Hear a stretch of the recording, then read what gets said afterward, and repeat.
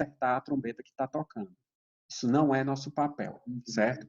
Como cristão, a gente não pode dizer, eita, os incêndios nas florestas foram causados por conta do toque da primeira trombeta. Não é correto afirmar isso, tá bom? Se a gente fizer isso, a gente vai estar incutindo em erro, como muitas pessoas fizeram, por exemplo, nas duas primeiras grandes guerras, né? A Primeira e a Segunda Guerra Mundial, foi interpretado como toque de trombeta, foi interpretado como a volta de Jesus, e a gente sabe que não foi assim que aconteceu, certo? Então, cuidado com esses alarmismos que muitas pessoas acabam fazendo, dizendo, eis ali é o toque da trombeta, entendeu? Então, Jesus mesmo alertou, né? Cuidado com aqueles que dizem assim, eis ali o Filho de Deus, voltou, não creiam nisso, tá bom? Então, a primeira trombeta, ela ocorre sobre a vegetação.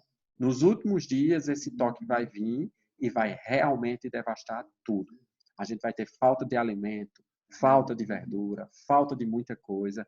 A fome, ela vai imperar no mundo de forma muito intensa por conta disso, só por conta do primeiro toque, certo?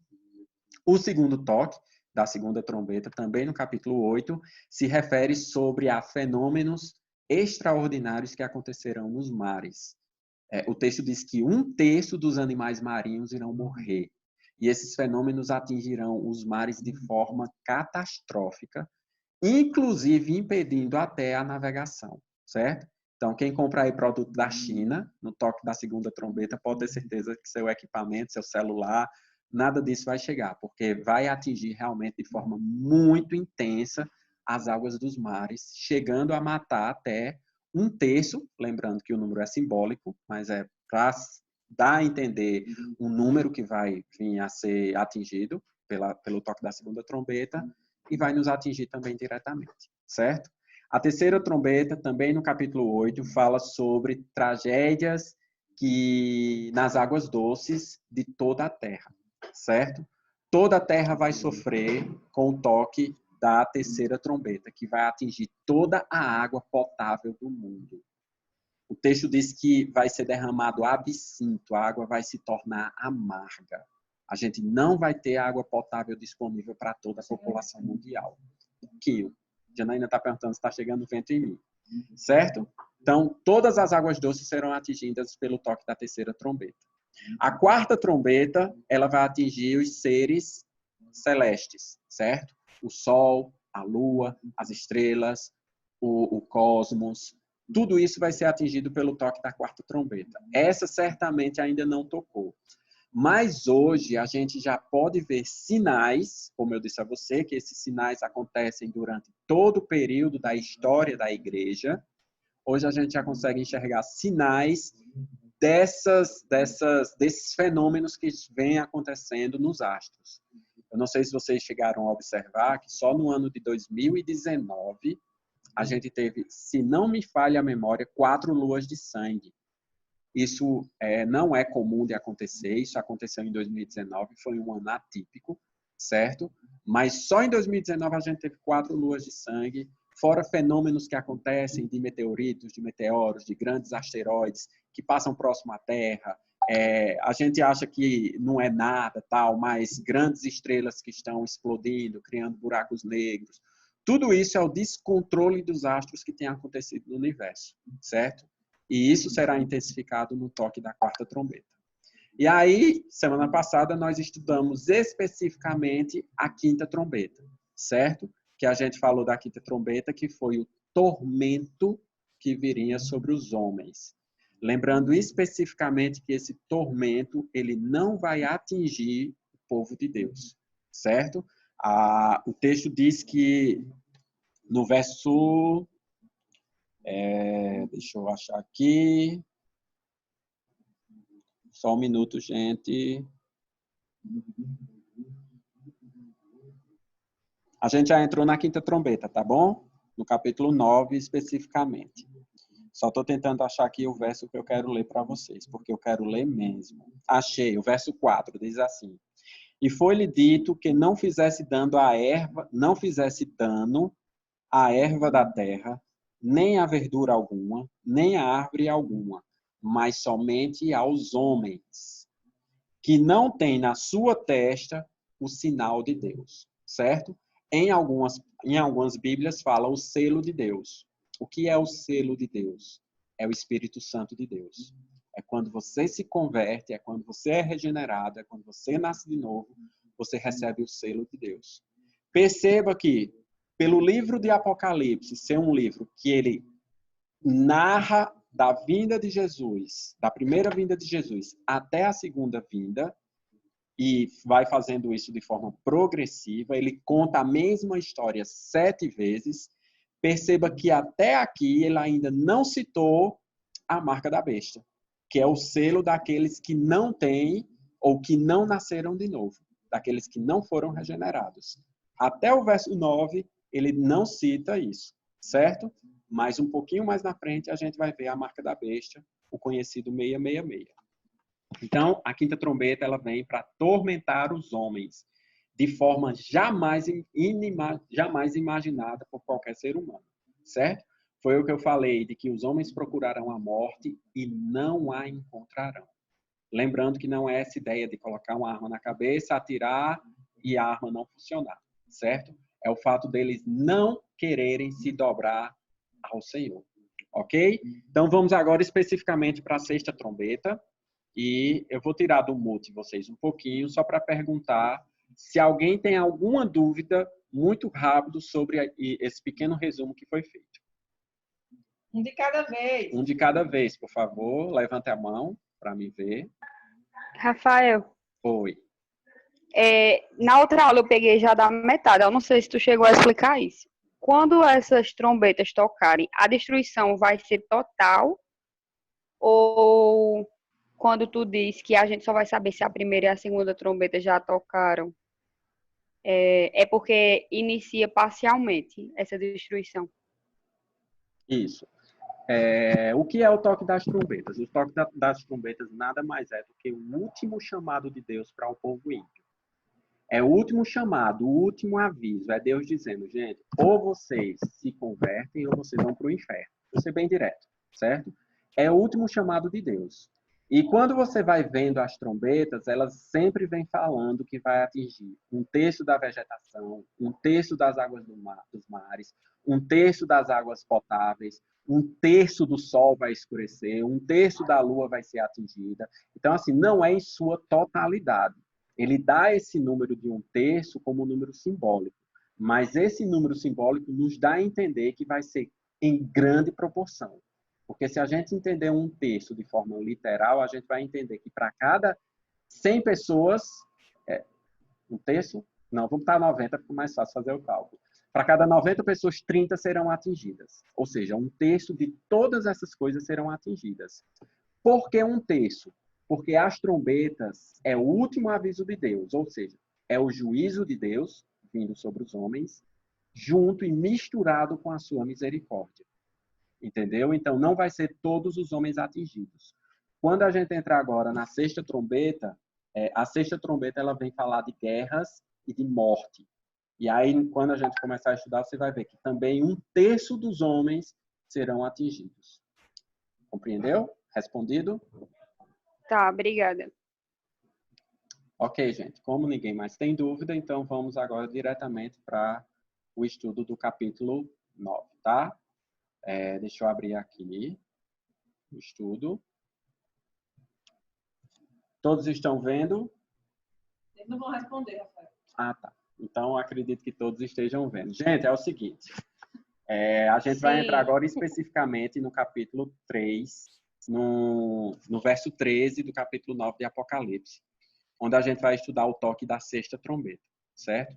Essa sexta trombeta, ela é terrível, porque ela agora, de fato, vai trazer morte, certo? Quando você vê no verso 9, ele diz o seguinte, ele diz que atinja somente aos homens, aí no verso 5 ele diz, e não foi-lhe permitido que os matasse, mas que apenas por 5 meses os atormentassem. Então, até a quinta trombeta, essa horda de demônios que virão, representadas como gafanhotos no texto, elas vão vir unicamente para atormentar os homens. Mas a sexta trombeta, ela virá com muito mais força. E ela virá para matar os homens. Então, isso é o juízo de Deus sobre os ímpios, certo? Mais uma vez, o capítulo 9 inicia com as 3 últimas trombetas, e que a partir de agora nós vamos ver a partir da 6ª, que é o segundo ai, tá? As 3 últimas trombetas são aqueles 3 ais que foram ditos no capítulo 13, no capítulo 8, no versículo 13, que diz: E olhei e ouvi um anjo voar pelo meio do céu, dizendo com grande voz: Ai, primeira trombeta, ai, segunda trombeta, ai, terceira trombeta, sobre os que habitam na terra. Certo? Então, agora a gente vai ver guerras e mortes a partir do capítulo 13, tá bom? Então, o que é que acontece na 6ª trombeta? Essa 6ª trombeta responde exatamente o que Tainá acabou de perguntar. Ela é um último aviso de Deus sobre a humanidade, certo? Tragédias naturais atingiram a humanidade nas 4 primeiras trombetas. A 5ª trombeta foi esse tormento terrível que aconteceu sobre todos os homens, exceto o povo de Deus, exceto aqueles que são selados pelo Espírito Santo. Não é sobre a igreja visível, a igreja Comunidade Vida Nova, a igreja presbiteriana, a igreja Verbo da... Não é sobre a igreja visível, mas é sobre a igreja invisível. É somente sobre aqueles homens que não têm na sua testa o selo de Deus. E aqui eu vou dizer uma coisa muito triste. Porque eu disse somente a igreja invisível. Porque existem muitas pessoas que sentam do nosso lado na igreja, mas que não são seladas com o Espírito Santo. Que cantam conosco, que oram conosco, que adoram conosco, mas que não foram seladas com o Espírito Santo. Que, infelizmente, não nasceram de novo. São joio. São exatamente o joio, como Janaína disse aqui, certo? Então, sobre esses também serão atingidos. As trombetas também atingirão ele. Alguém falou aqui, fica aparecendo umas coisas aqui, eu não sei o que é. Mas, enfim, vamos seguir, certo? Como eu disse, o capítulo 8 mostra esse prelúdio, ok? Prelúdio é o quê? É uma pausa, é um intervalo que acontece para quê? Para que vocês percebem que houve um silêncio no céu, uma intercessão por conta do cenário dramático do juízo de Deus. Gente, esse silêncio no céu, ele tem 2 interpretações, certo? O que significa esse silêncio no céu, de acordo com grande parte dos teólogos? Alguns afirmam que esse silêncio no céu significa literalmente o fato do céu estar deslumbrado com a glória de Deus. E por conta disso há um silêncio. Só que neste momento do silêncio é justamente o momento onde estão sendo tocadas as trombetas. Então, boa parte dos teólogos acreditam que esse silêncio é justamente um silêncio de estarrecimento. Os céus, os anjos, a igreja, parte da igreja que estará lá no céu, né? Da igreja do primeiro século, da igreja do Antigo Testamento, do povo de Israel que já estará diante do trono de Deus, eles ficarão extremamente estarrecidos com o toque dessas 6 trombetas. Por quê?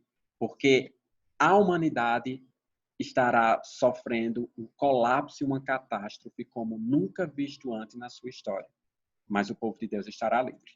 Certo? Então vamos especificamente para o texto no capítulo 9, do verso 13, que diz: E tocou o 6º anjo a sua trombeta, e ouviu uma voz que vinha das 4 pontas do altar de ouro que estava diante de Deus.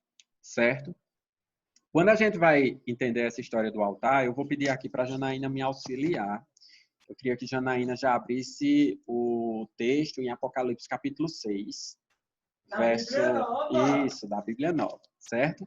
No capítulo 6, para a gente ler o 9 e 10. Eu queria que vocês também abrissem capítulo 6, versos 9 e 10, para a gente entender o que é essa voz, tá? Capítulo 6, versos 9 e 10, se todos já abriram, diz o seguinte: E havendo aberto o 5º selo, lembrem que os selos é a perseguição do mundo à igreja, certo? E havendo aberto o 5º selo, vi debaixo do altar as almas dos que foram mortos, por amor da palavra de Deus e por amor do testemunho que deram. E clamavam com grande voz, dizendo: Até quando, ó verdadeiro santo e dominador, não julgas e vingas o sangue dos que habitam sobre a terra? Então, o que é essa voz? Essa voz é justamente o resultado do clamor destas pessoas que foram mortas, martirizadas por causa do Evangelho, por causa do amor a Deus. E isso não se resume somente à igreja do primeiro século. Por a gente estar num contexto de liberdade hoje no Brasil, a gente imagina que a perseguição ocorreu somente lá atrás. Mas pasmem vocês, hoje o cristianismo é a perseguição, é a igreja, é a religião mais perseguida do mundo. É uma média de 250 milhões de cristãos hoje que são perseguidos no mundo todo. E essa perseguição não se resume somente ao fato deles serem proibidos de frequentar uma igreja, ao fato deles serem proibidos de possuir uma Bíblia, não. Essa perseguição é prisão, é morte, é tortura. Então, essas pessoas que estão morrendo por causa do Evangelho já estão diante do trono de Deus.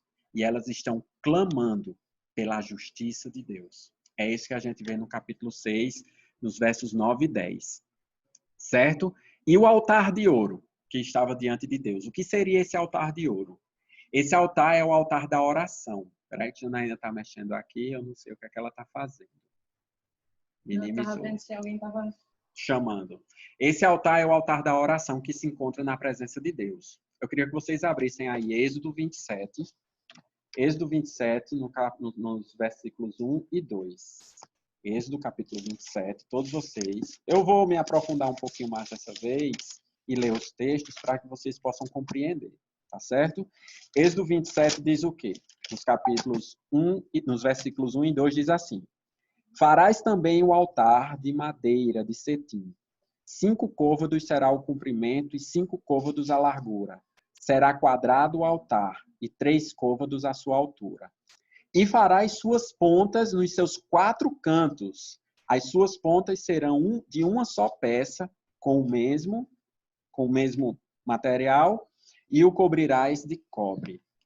Então, o que eram essas pontas? Eu não sei se vocês lembram uma história que se encontra lá no Antigo Testamento, que fala...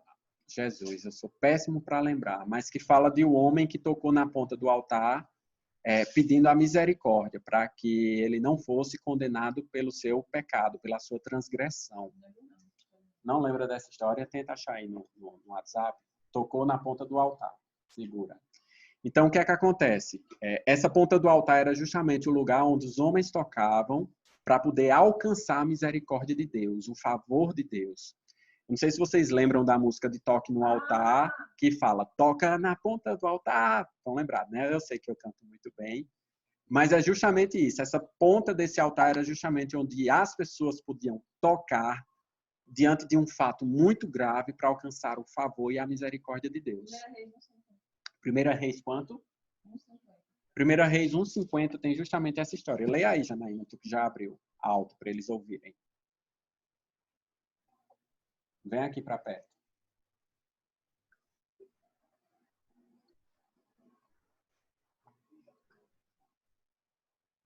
Peraí que eu passo no 50. Pronto.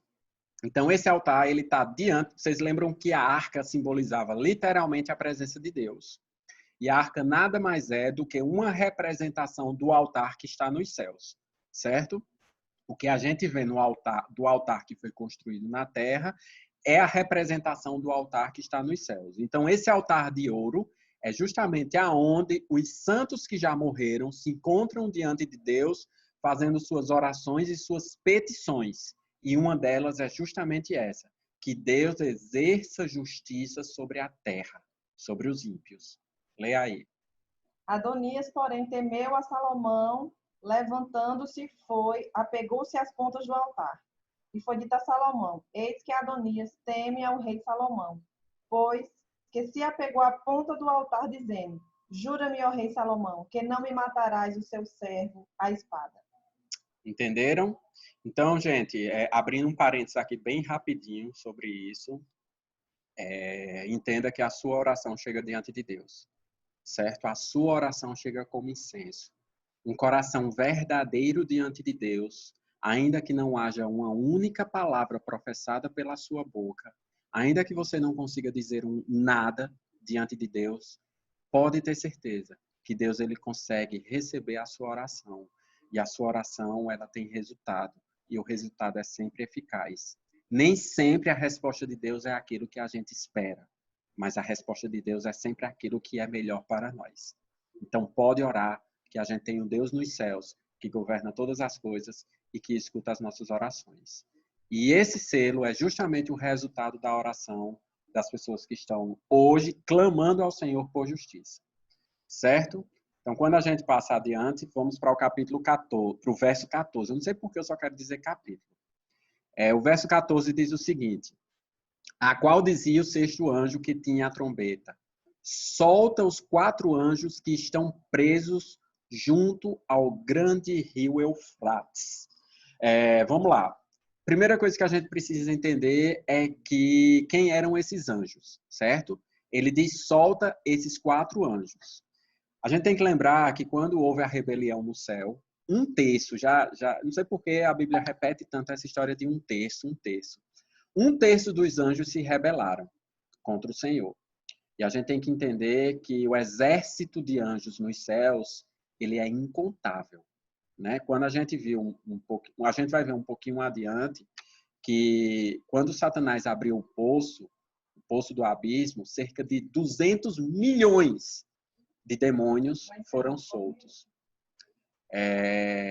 Janaína me desconcentrou. Então, gente, o que são esses anjos? Esses anjos não são anjos bons. Esses anjos são